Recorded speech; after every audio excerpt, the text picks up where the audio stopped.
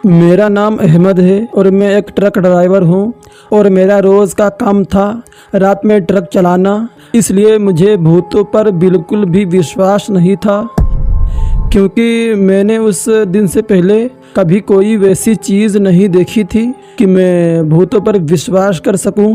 पर इस रात मेरे साथ कुछ ऐसा हुआ कि उसे याद करके मेरी रूह कांप जाती है।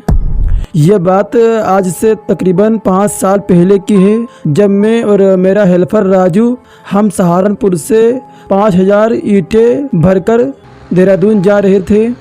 लगभग रात के 11 बजे मैं और मेरे हेल्पर ने सोचा पहले कुछ खा लिया जाए फिर आगे चलेंगे। इसलिए मैंने हाईवे के बगल में एक ढाबा था, उसमें जाकर अपना ट्रक खड़ा कर दिया और फिर वहीं खाना खाकर जैसे ही हम उठकर जाने लगे तभी उस ढाबे वाले ने मुझसे पूछा, अरे उस्ताद किस तरफ जा रहे हो? उस ढाबे वाले की बात का जवाब देते हुए मैंने कहा, बस भाई जी देहरादून तक ही जाना है। तो उस ढाबे वाले ने मेरी बात सुनकर अपनी घड़ी में टाइम देखा और कहा, अरे उस्ताद रात के 12 बजने वाले ही हैं, कुछ देर यहीं ही रुक जाओ, रात के 1 बजे के बाद ही चले जाना उस्ताद। उस ढाबे वाले की बात सुनकर मुझे बड़ा ही अजीब लग रहा था, इसलिए मैंने कहा, क्यों भाई जी?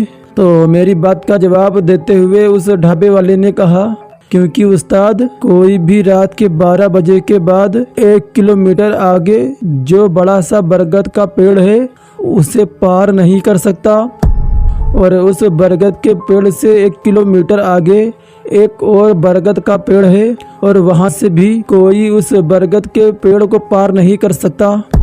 मैं वहां खड़े खड़े उस ढाबे वाले की सारी बात सुनने के बाद मैंने कहा, अरे नहीं भाई जी मैं नहीं रुक सकता, मुझे ये ईंटें जल्दी ही देहरादून पहुंचानी है और वैसे भी मुझे इन सब बातों पर बिल्कुल भी विश्वास नहीं है। मैं इतना बोलकर ट्रक की ओर जाने ही वाला था तो उस ढाबे वाले ने मुझे एक बार और कहा, उस्ताद तुम जा तो रहे हो पर उस बरगद के पेड़ को पार नहीं कर सकते। मैंने भी उसको जवाब देते हुए कहा, चलो देख लेंगे। फिर इतना बोलकर मैं अपने ट्रक में अपने हेल्पर के साथ आकर बैठ गया और मैंने अपना ट्रक स्टार्ट किया और चल दिया देहरादून की ओर। मैं अभी ढाबे से लगभग आधा किलोमीटर ही दूर गया होगा कि तभी मैंने देखा कि आगे पुलिस ने रास्ता बंद कर रखा हुआ है। मैं थोड़ा और आगे गया और अपने ट्रक का शीशा नीचे करके बोला, अरे क्या हुआ सर जी, रास्ता क्यों बंद करा हुआ है? मेरी बात सुनकर वहां खड़े पुलिस वाले ने कहा, अरे उस्ताद ट्रक साइड में लगा दो, 1 बजे के बाद यहाँ से जाना। उस पुलिस वाले की बात सुनकर मैंने कहा, नहीं सर जी मैं नहीं रुक सकता, मुझे ये ईंटें जल्दी ही देहरादून पहुंचानी है। मेरी बात सुनकर उस पुलिस वाले ने मुझसे कहा, अरे उस्ताद मेरी बात मानो, 12 बज गए हैं और अब 1 बजे तक बरगद के पेड़ के आगे से कोई नहीं जा सकता, तुम 1 बजे के बाद चले जाना।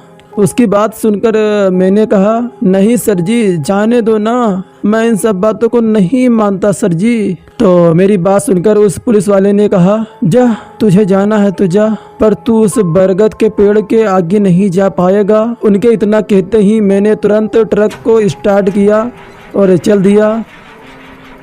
तभी मेरे हेल्पर राजू ने मुझसे कहा, अरे उस्ताद 1 ही घंटे की तो बात है, रुक जाते हैं ना। और देखो उस्ताद हमारे न तो आगे से न ही कोई पीछे से गाड़ी आ रही है। राजू की बात सुनकर मैंने भी जब आगे पीछे देखा तो पूरी सड़क खाली पड़ी हुई थी। मैं लगभग 20 सालों से ट्रक चला रहा हूँ पर मैंने अभी तक कभी भी ऐसा पूरा हाईवे खाली नहीं देखा था जैसे आज था। अब तो मुझे भी लगने लगा था कि मुझे वहाँ रुक जाना चाहिए था, पर अब मैं रुक भी नहीं सकता था क्योंकि मेरा साथ जो मेरा हेल्पर राजू था वो मैं नहीं चाहता था कि उसे ये पता चले कि मैं डरने लगा हूँ और मैं लगातार ट्रक को चलाए जा रहा था। तभी एकदम से सब उल्टा हो गया और मेरा सर सीधा ट्रक की छत पर लगा।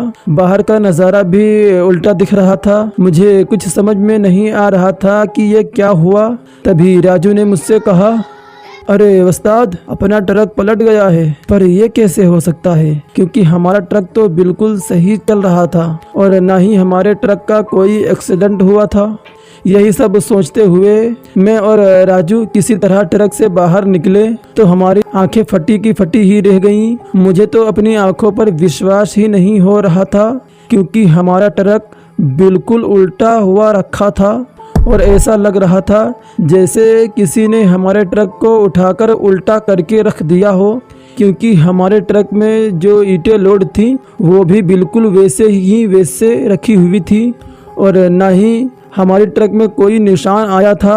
और इसीलिए मैंने कहा था कि किसी ने ट्रक को उठाकर उल्टा करके रख दिया हो। मैं अपने ट्रक को खड़े खड़े ही देख रहा था, तभी राजू ने मुझसे कहा, उस्ताद वो देखो।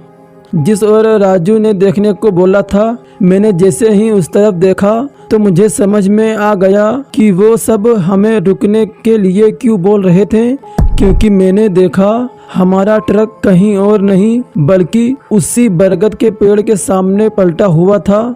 उसके बाद हमें वहाँ तो कोई नहीं दिखा रहा था, इसलिए मैंने और राजू ने ट्रक से अपना बिस्तर निकाला और पास में जो दुकान बनी हुई थी उनके बाहर जाकर लेट गए। हम लेटे ही थे कि तभी किसी ने हमें हाथों से हिलाकर उठाया और जैसे ही मैंने आँख खोली तो देखा कि हमारे सामने 4-5 लोग खड़े हुए थे और उन्हीं में से एक आदमी ने हमें कहा, भैया आप ठीक तो है ना, हम पास के गांव से ही हैं। हमें पता चला था कि कोई ट्रक रात को 12 बजे के बाद यहाँ से गुजर रहा है, इसलिए 1 बजने के तुरंत बाद हम यहाँ आ गए कि किसी को कोई मदद की ज़रूरत तो नहीं है। और जैसे ही हम यहाँ आए तो देखा कि आपका ट्रक पलटा हुआ है और ट्रक में कोई भी नहीं था। तभी हमने आपको यहाँ लेटे हुए देखा तो उनमें से एक आदमी ने कहा, भाई आप तो किस्मत वाले हैं जो आप बच गए, क्योंकि यहाँ जल्दी कोई भी नहीं बचता। मैं और राजू वहाँ बैठे बैठे बस उनकी बातें सुन रहे थे और उनकी बातें सुनकर बस यही लग रहा था ज़रूर हमने कोई अच्छा सा काम किया होगा, तभी आज हम बच गए।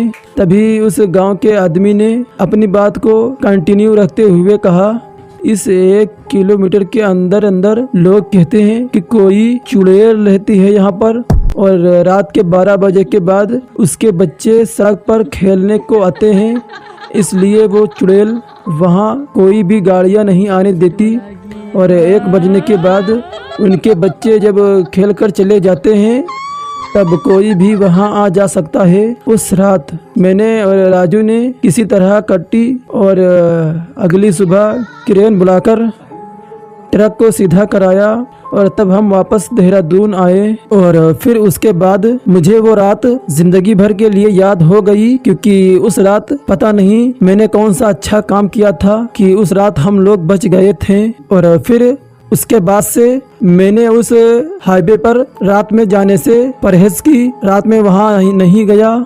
तो दोस्तों आज की कहानी में बस इतना ही और आप लोगों को कमेंट करके ज़रूर बताना है कि आपको ये कहानी कैसी लगी। प्लीज़ कहानी को लाइक करें और छोटा सा कमेंट ज़रूर करें। और अगर अभी तक आप लोगों ने हमारे चैनल को सब्सक्राइब नहीं किया है तो प्लीज़ हमारे चैनल को सब्सक्राइब करें। दोस्तों यार मैं आपके लिए बहुत मेहनत करता हूँ, एक से डरावनी कहानियाँ सुनाता हूँ जिसमें आप लोगों को सच में डर होने का एहसास भी पैदा होता है। तो यार मेरी मेहनत को देखते हुए प्लीज़ वीडियो को लाइक कर दिया करें और चैनल को सब्सक्राइब भी कर दें। और इसी तरह की डरावनी कहानियाँ सुनने के लिए मैं फिर हाजिर होऊंगा एक और नई वीडियो में। तब तक के लिए bye bye and take care.